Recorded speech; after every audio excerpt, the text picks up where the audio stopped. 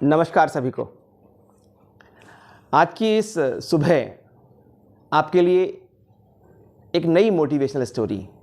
ये बात उस समय की है जब रविंद्रनाथ टैगोर शांति निकेतन के लिए प्रयास कर रहे थे, शांति निकेतन की स्थापना कर रहे थे, वो उसकी नींव की ईंट रख रहे थे। उस समय बच्चों को वो घर घर जाकर बुलाकर लाते थे। वो माँ बाप को बोलते थे, आप अपने बच्चों को पढ़ाने के लिए भेजो।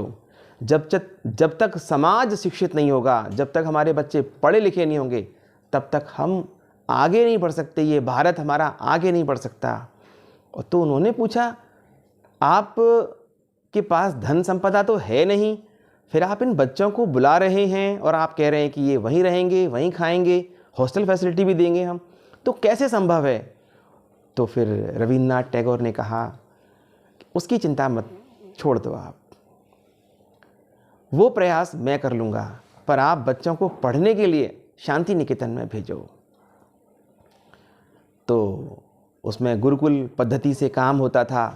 गुरुजी खुद पढ़ाते थे, खुद उनके लिए लोगों से भिक्षा मांग के लाते थे, आटा लेके आते थे, दाल चावल सब चीज़ें लेके आते थे लोगों से, और फिर उसका भोजन बनता था, बच्चे उसको खाते थे, और इस तरीके से सारा काम चलता था वहाँ पर। एक दिन की बात है, वो भिक्षा मांगने सुबह सुबह गए।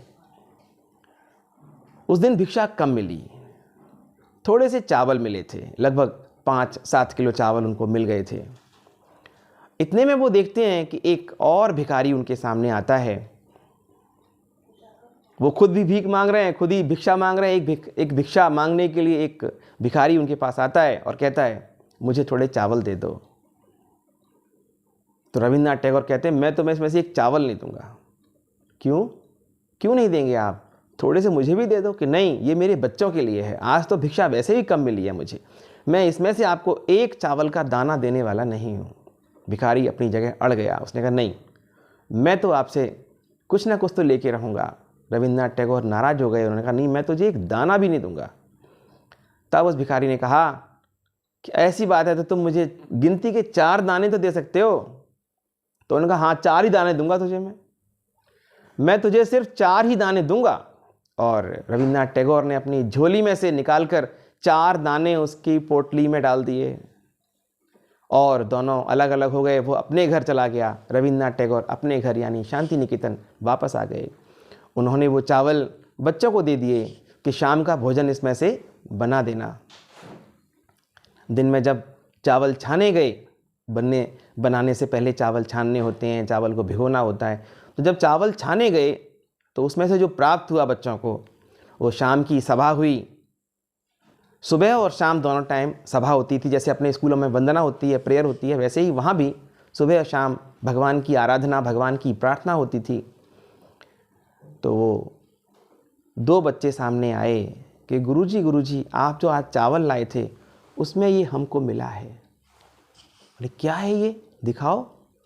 कि ये मोती जैसे हमें कुछ लगते हैं, देखो जरा। उन्होंने देखा तो वो 4 मोती उसके अंदर मिले। 4 मोती उनको अपने चावलों में मिले। उनको सब कुछ 1 सेकंड में ध्यान आ गया कि वो भिखारी उसने मुझसे 4 चावल के दाने मांगे थे और उसके बदले में मुझे 4 मोती मिले हैं।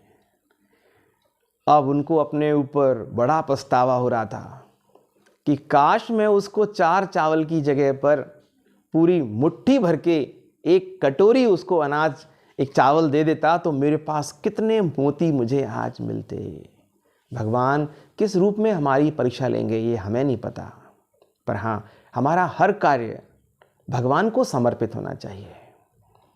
उसको ही साक्षी मानकर अगर हम काम करें तो हम सफलता की मंजिल पर जरूर पहुंचेंगे। Thank you. आपने मेरी कहानी सुनी, पसंद आई हो तो एक बार लाइक, शेयर और सब्सक्राइब करें। Thank you.